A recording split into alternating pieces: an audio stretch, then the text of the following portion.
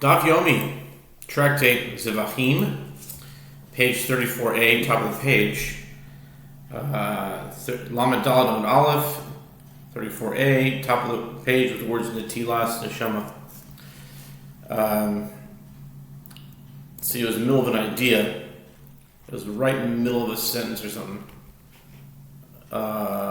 So the bottom of 33b is the verse states that every consecrated item she shall not touch. B'chol kodesh lo tiga ve'el hamikdash lo tavo. And to the temple she shall not come. Leviticus 12:4. It's talking about the impurity of a woman after she gave birth, I think.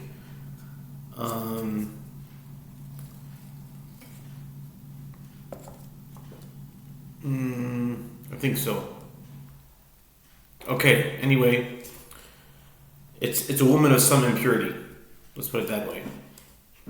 The verse juxtaposes the matter pertaining to sacrificial food to the matter of entering the temple while ritually impure. Just as entering the temple is a matter that entails a punishment that involves, and now we're on the top of 34a, taking a life, Netilas Neshama, Af kodesh davar sheyesh ben Netilas Neshama v'im again Netilas Neshama mi'ika ela b'chilo. Meaning karet. This punishment is karet. So too, the matter pertaining to sacrificial foods entails a punishment that involves the taking of a life. The Gemara explains, and if the prohibition is with regard to touching sacrificial food, is there a punishment that entails the taking of a life? Rather, the prohibition is with regard to eating.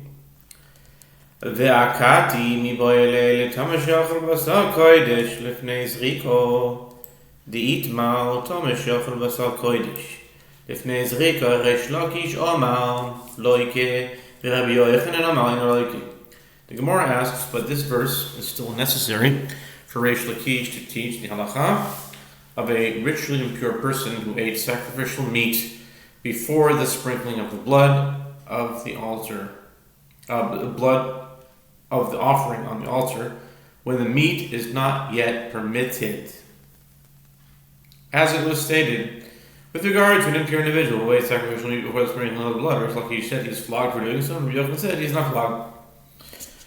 Resh Lakish amar loike, b'chol kodesh lo yisiga, v'lo yishna lefnei zrika, v'lo yishna lachar zrika, v'Rabbi Yochanan amar eno loike. Keditani baralalam.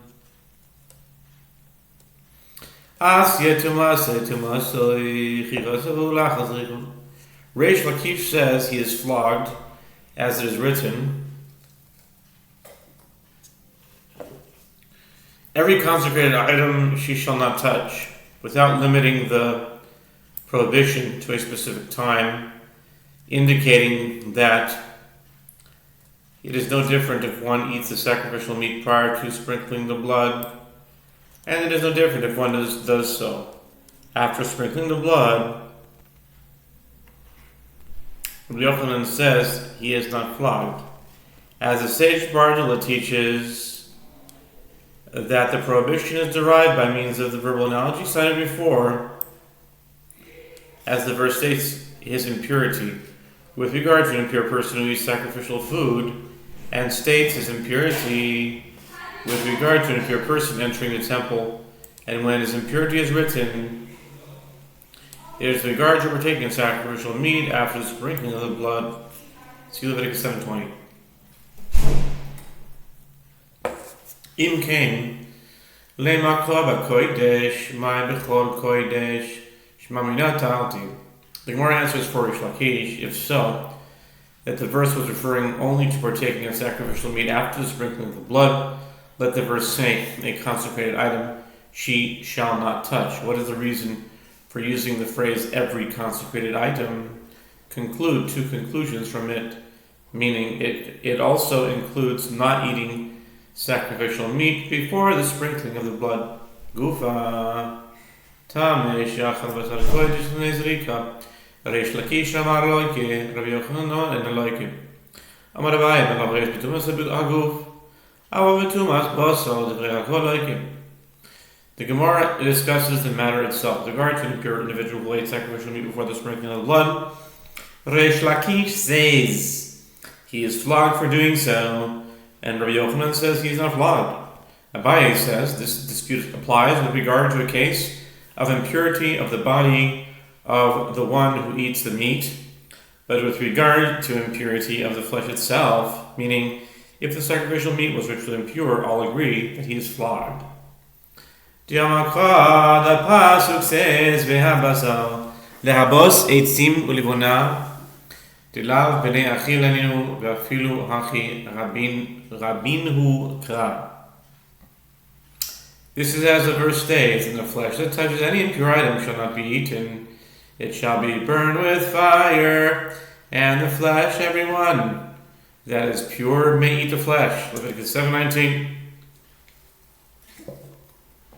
The sages derived that the extra term "and the flesh" serves to include wood and frankincense, which are not fit for consumption, and even so the verse included them as being susceptible to impurity, and one who eats them while he is impure is flogged.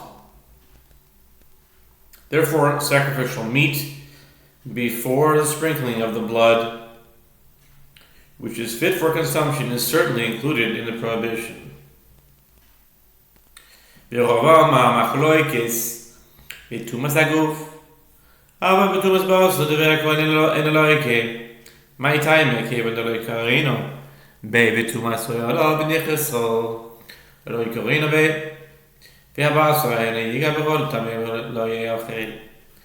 And Rava says this dispute applies with regard to a case of impurity of the body, but with regard to impurity of the meat, all agree that he is not flogged.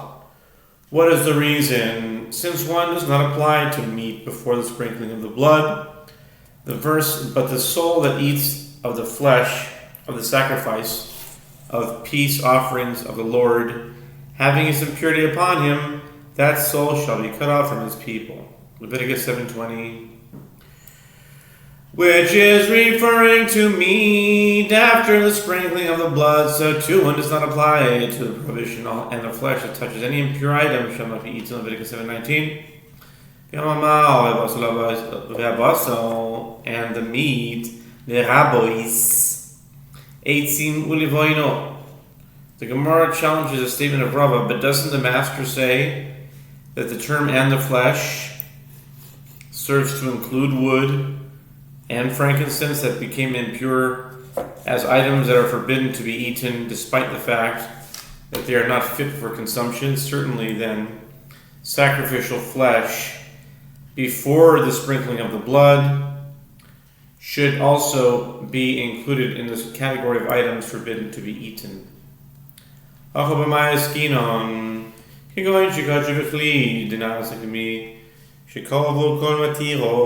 Gemara answers, what are we dealing with here?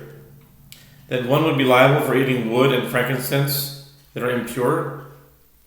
It is a case where the wood and the frankincense were sanctified in a vessel, and the reason for the liability is that they are then considered like an item for which all of its permitting factors were sacrificed, such as flesh after the sprinkling of the blood, and only then is one liable for eating it while impure. It's non, as we learn in the Mishnah, Mi'ila Tene, Kol Sheyesh Lo Matirim, Mishikohu Matirov, Kol She'ein Lo Matirin, Mishikodesh Bichli. This is as we learned in the Mishnah, Mi'ila Tene, with regard to anything that has permitting factors, meaning rites that must be performed or items that must be sacrificed before the meat of the offering may be eaten, such as the meat of an offering that is permitted to be eaten by the sprinkling of the blood. One is liable for eating it while impure from the time that its permitting factors were sacrificed. With regard to anything that does not have permitting factors, such as the handful removed from a meal offering and the frankincense, which themselves render the rest of the meal offering permitted for consumption, one is liable for eating it while impure from the time it is sacrificed in a vessel. Okay. Itmal, it was stated, Amale, Vale Behema, Tmeal, Amizbeach, Reish Lakishama, Loike, Yochanaman, Loike, Reish Lakishama, Loike, Tairo, In, Tmealo, Pilav, Abamiklalo, Seloikin, Love, Yochanaman, Ein Loikin, Love, Abamiklal, Being Asay, Lav, Abamiklal, Asay, Ein Loikin, Love. It was stated in the case of one who offers up the limbs of a non-kosher animal upon the altar. Reish Lakish says he is flogged for doing so, while Rabbi Yochanan says he is not flogged. The Gemara explains the logic for each opinion. Reish Lakish says that he is flogged because there is a positive mitzvah to sacrifice an offering from the herd and the flock. See Leviticus 1:2, which are kosher animals. Therefore, it can be inferred that a kosher animal, yes, one may sacrifice, but a non-kosher animal, one may not sacrifice. The one who transgresses the prohibition that stems from a positive mitzvah is flogged for it. And Rabbi Yochanan says that one is not flogged for it, as one who transgresses a prohibition that stems from a positive mitzvah is not flogged for it. Okay. Motiv Rabbi Yirmiyah Ota Tochelu V'lo Behemat Miyah V'lavaba Mikal Aseh. Rabbi Yirmiyah raised an objection to the opinion of Reish Lakish from a Braita cited in Torah Kohanim. Whatsoever parts the hoof and is wholly cloven-footed, and choose to cut among the beasts that you may eat. Leviticus 11:3. One can infer, but you may not eat a non-kosher animal. And a prohibition that stems from a positive mitzvah has the status of a positive mitzvah. Amar le Rabbi Yaakov le Rabbi Yomi Bal Tachlifa. I wonder if Rabbi Yirmiyah is the same as Rabbi Yomi Bar Tachlifa. Or maybe just there are two Rabbi Yirmiyahs, but just by association they brought him in. I don't know.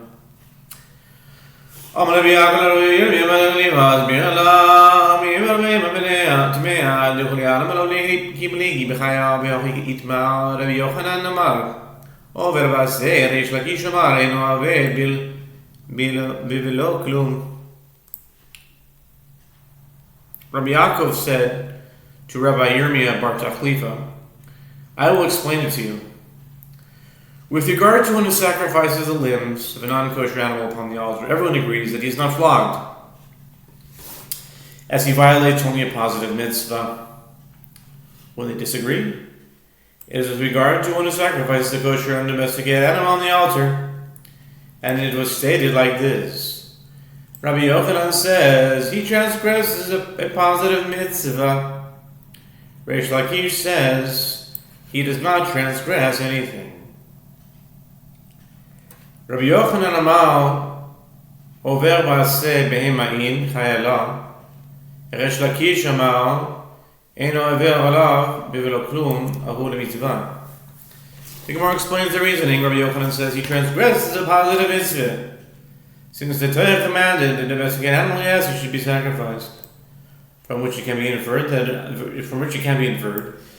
undomesticated animal may not be sacrificed, and a prohibition that stems from positive mitzvah has the status of a positive mitzvah.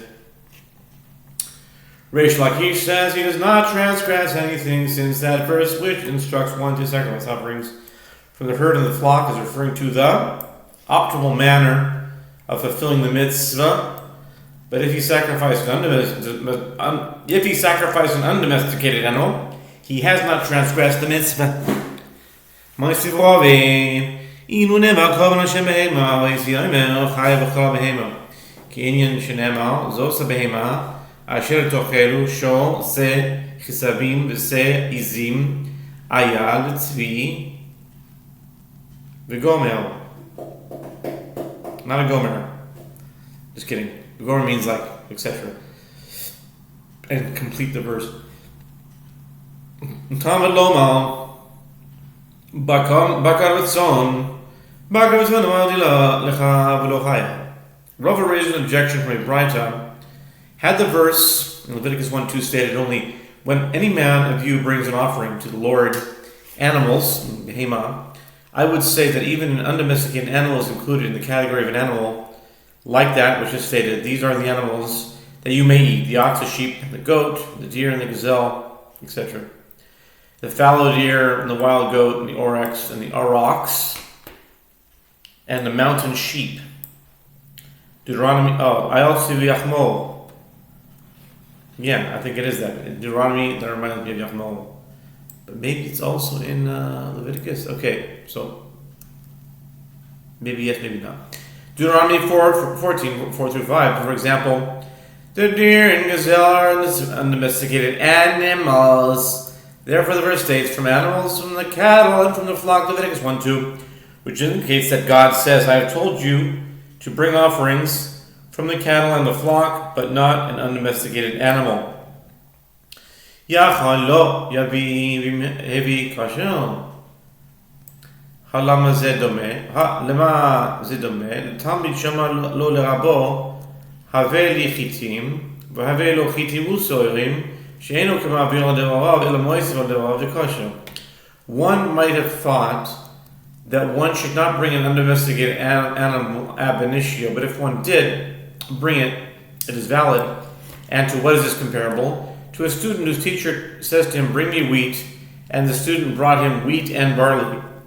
In this case, it is not as though the student is disobeying the statement of the teacher, rather, he is merely adding to a statement, and that should be valid. And this is arguable, because if someone says, bring me wheat, and you bring wheat and barley, well, it depends. If it's side by side, you brought the wheat and the barley, but still, I think it would anger the teacher, because why did you bring the barley? For what purpose did you do that? If I told you to bring just wheat, just bring wheat. You know what I mean? It's arguable. I think that if you add even a little bit, even though you did bring the thing he said, you brought in a foreign consciousness. Let's put it that way. You brought in a foreign consciousness, and that should be not so good. But anyway, they're saying not that way. They're saying it's still good. Anyway, let's move on.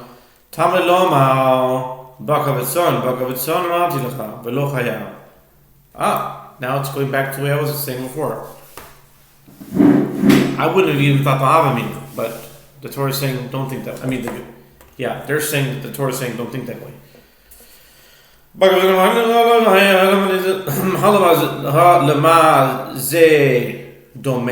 Talmud Shomer Rabbi al Tavili Elachiti.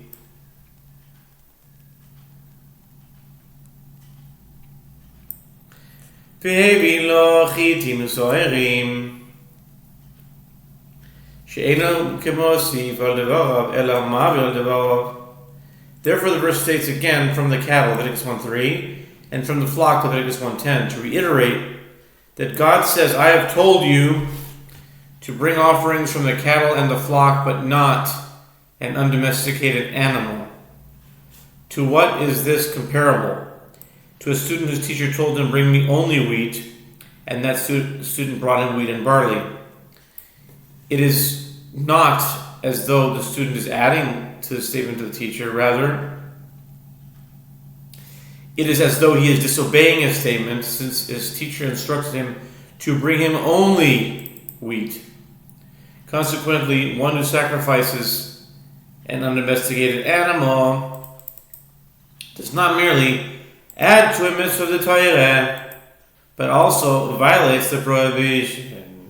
And now we turn to 34b, top of the page, and we'll do this daf b'vas achas Mirz Hashem. Let's take this daf to the finish line. 34b, top of the page, with the words upasul tiyufta the Resh Lakish tiyufta. He violates a prohibition, top of 34b, and the offering is therefore disqualified.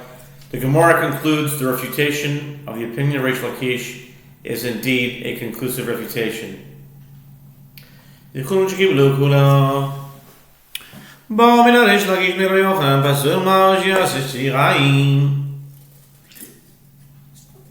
Mishnah teaches, and with regard to all of them, in a case where they collected the blood with the intent to offer it beyond its designated time or outside its designated area, it's pigul, and if there is blood of the soul that remains in the animal, the priest fit for temple service should again collect the blood and sprinkle it on the altar. Reish Lakish asked Rabbi Yochanan, if an individual unfit for temple service presented the blood, what is the halakha with regards to the blood that remains in the animal? Does the fact that he presented some blood render the rest of it a remainder and no longer fit to be presented? Or perhaps the presenting performed by an unfit individual is not considered valid, and therefore a priest fit for temple service may present the blood again. Amar lei, ein ose shirayim ela chut lizmano v'chutz limkomo, ho'id maratzeh lipigulo. Rabbi Yochanan said to him, a not valid presenting does not render the rest of the blood a remainder unless it is a case where a priest fit for temple service presented the blood with intent to offer it beyond its designated time or outside its designated area, since it is only in that case that the presenting of the blood affects acceptance, meaning it is considered a valid presenting with regard to rendering the offering pigul, meaning an offering that was sacrificed with the intent to consume it after its designated time. Rav Zvid Masni Hachi, Boi Minei Reish Lakish Mir Yochanan, Kos Pasul, Mahush Yasishiraim, Amrle Pasul Gufei, Mai Svirlach, I Pasul Mishave Shiraim, Kos Pasul Nami Mishave Shiraim, I Pasul Lot Mishave Shiraim, Kos Pasul Nami Lo Mishave Shiraim. Rav Zvid teaches the matter in this way. Reish Lakish asked Rabbi Yochanan concerning a cup of disqualified blood, for example, one which had been taken out of the temple courtyard and was then nevertheless presented on the altar. What is the halacha with regard to it rendering the remaining blood a remainder and unfit to be presented? Rabbi Yochanan said to him, in the case of an unfit individual who himself presented the blood, what do you hold to be the halacha? If an unfit individual presented the blood renders the remaining blood a remainder, then a cup of disqualified blood should also render the remaining blood a remainder. If an unfit individual does not render the remaining blood a remainder, then a cup of disqualified blood should also not render the remaining blood a remainder. Rav Yerim b'difti masni hachi bar minei Abaye merove marbe. No, I'm sorry. Interesting. Merove or meraba. Some say it's from Rava or some say Rabba. But the way they translate it here is Rabba. They translate, they don't put Rava in there. The English translators, that is. Kos ma'ushias chaver daflish shiraim. Rav Yirmi of Difti teaches the discussion this way. Abaye asked Rava if the blood was collected in more than one cup, and the presenting of the blood on the corners of the altar was performed with one cup. What is the halakha? Does the cup render the blood of the other cup rejected, and is therefore poured into the drain running through the temple courtyard? Or does it render it a remainder which is poured on the base of the altar? Amar lei, plukta davi halazo be'o Shimon Rabbanon, Titanyo, L'mayla hu omer, es damo yishpoch, et damo yishpoch. Et damo ishboch, et damo ishboch. Ay, ay, ay, ay, ay, ay. Es damo ishboch. Es damo ishboch. Has a numerical value of 861, which equals Beis Hamikdash. That's a good word. Es damo yishboch, his blood you should spill, is equal to Beis Hamikdash. Is equal to Rosh Hashanah. It's very deep. These are gems, my friend. These are gems.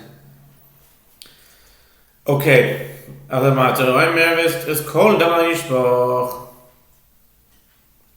Rabbah said to him, this is a dispute between Rabbi Lazar, the son of Rabbi Shimon, and the rabbis, as it is taught in the Braita with regard to the remainder of the blood of the external sin offering.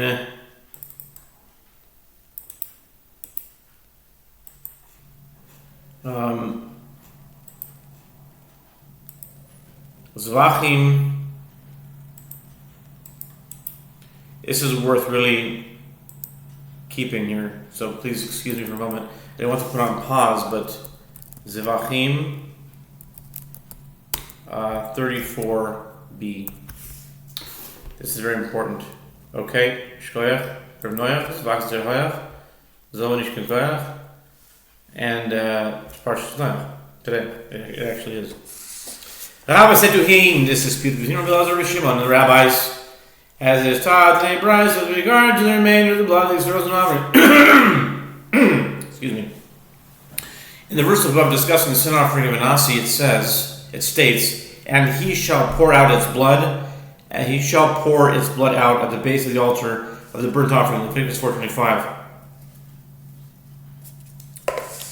In the verse below,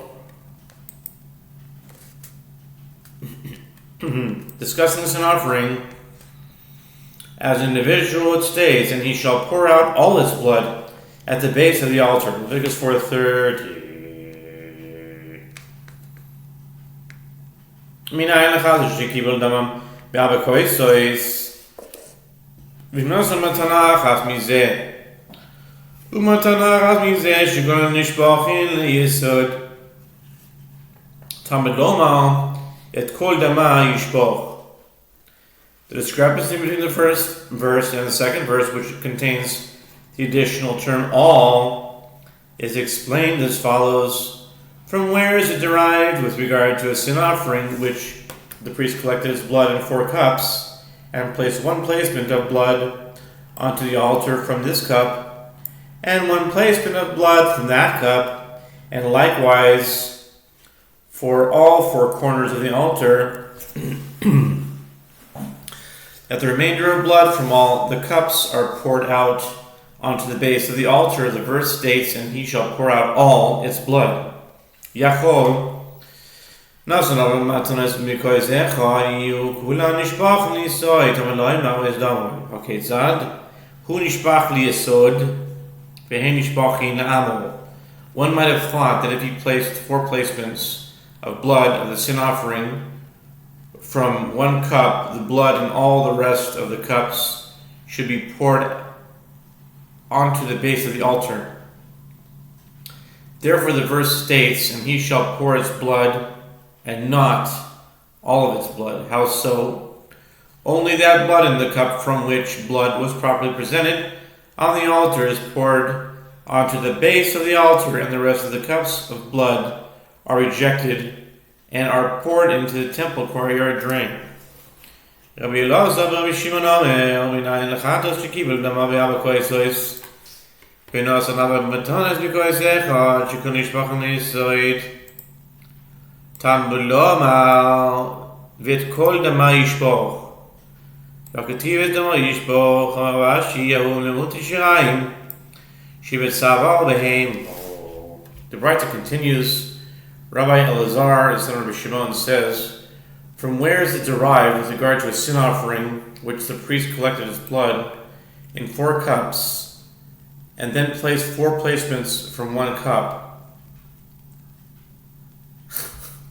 It's interesting.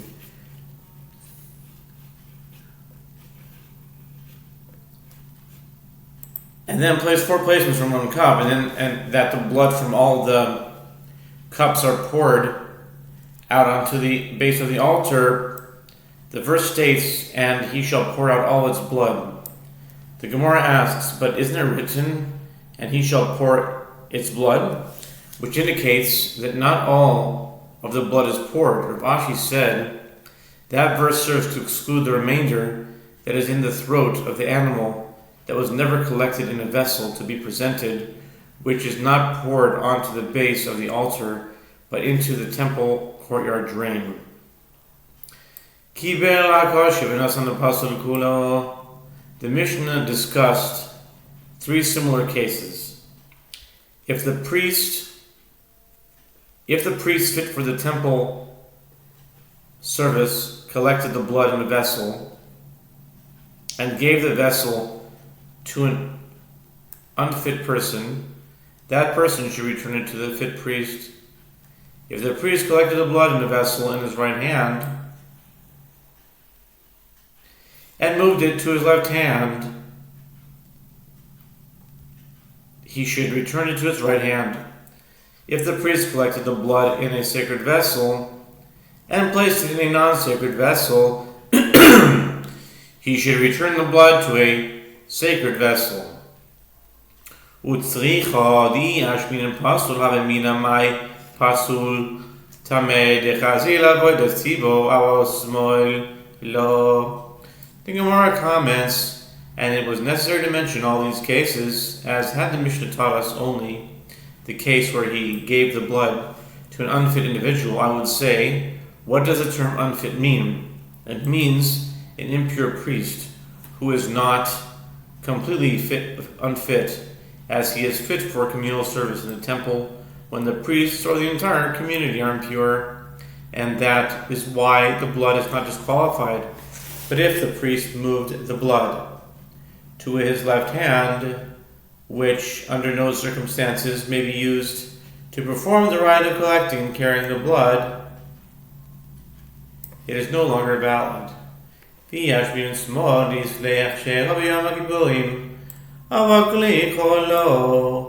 had the Mishnah taught us only with regard to moving the blood to his left hand, that he should return it to his right hand and present it, one would assume that the reason is that the left hand has validity on Yom Kippur, since the high priest carries the spoon of incense with his left hand. But if he poured the blood into a non-sacred vessel, then it is not valid.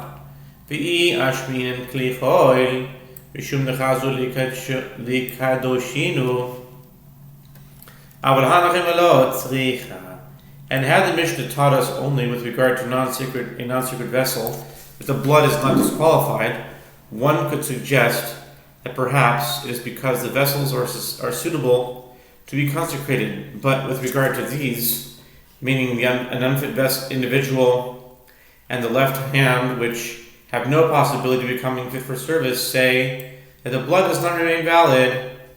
Therefore, it is necessary for all of the cases we mentioned. The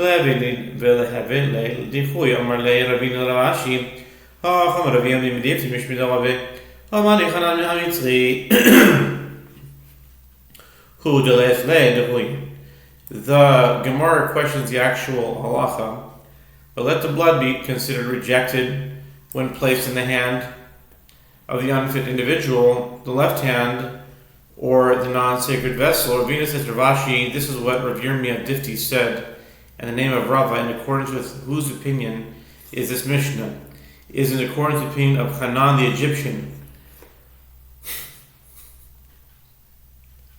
Hanan the Egyptian, just coming out of nowhere, Hanan the Egyptian, who does not, it comes from somewhere, but it's proverbially, who does not subscribe to the law of rejection, but holds that a sacrifice that was rejected temporarily is not rejected entirely.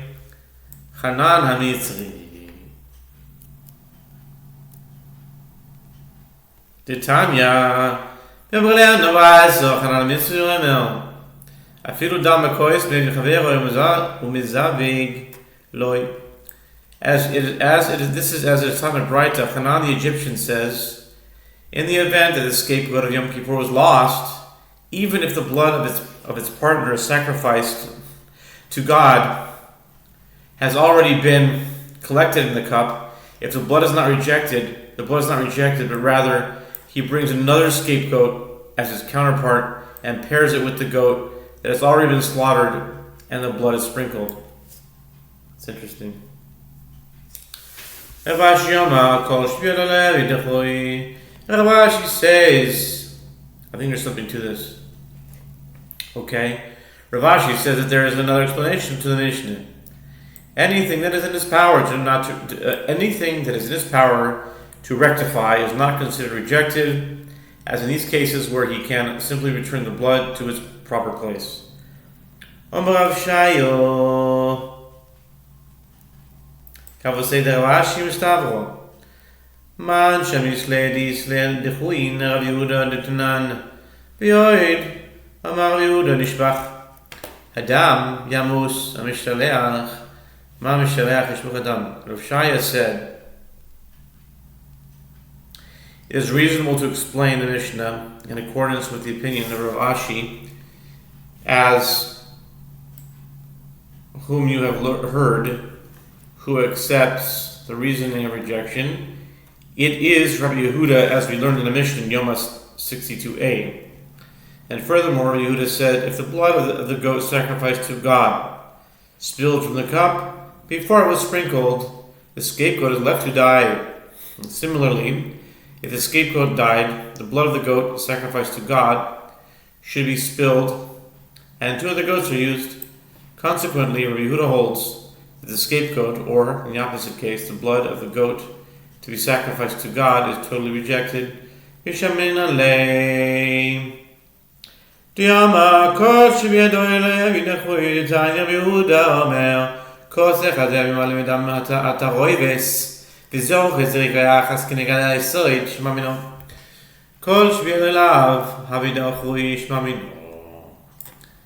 And yet, we have heard that Rabbi Yehuda says anything that is in his power to rectify is not rejected. As it is taught in a Braita, Rabbi Yehuda says a priest would fill one cup with blood of the many paschal offerings brought that day that was now mixed together on the floor, and then sprinkle it with a single sprinkling against the base of the altar.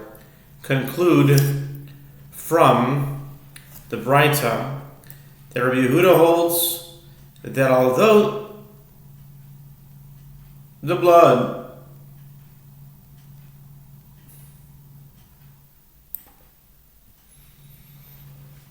originally spilled from the cup,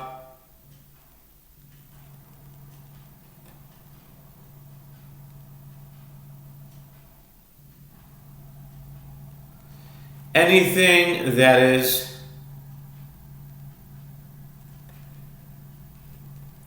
in his power to rectify is not rejected. The Gemara affirms conclude from it that this is so. It is so. Gufa. The Gemara discusses the matter itself. Tanya, Rabbi Yehuda Omer, Kos Echad Hayam Imali Midam Et HaOeves, She'im Yishpoch Achad Mehem Nimtza Shuv Machshiro. Amar Lo, Rabbi Yehuda, V'halo Lo Nitkabel Bechli, Mena Yadi, Ela Shema Lo Nitkabel Bechli Yam Alehem. The Gemara discusses the matter itself. It is taught in a Braita that Rabbi Yehuda says a priest would fill one cup with the mixed blood, so that if one of the cups with the collected blood of one of the paschal offerings were to spill, it would be found that this cup of the mixed blood would render the sacrifice valid. The rabbi said to Rabbi Yehuda, but the mixed blood was not collected in a vessel. The Gemara asks, from where do the rabbis know that the blood was not collected in a vessel?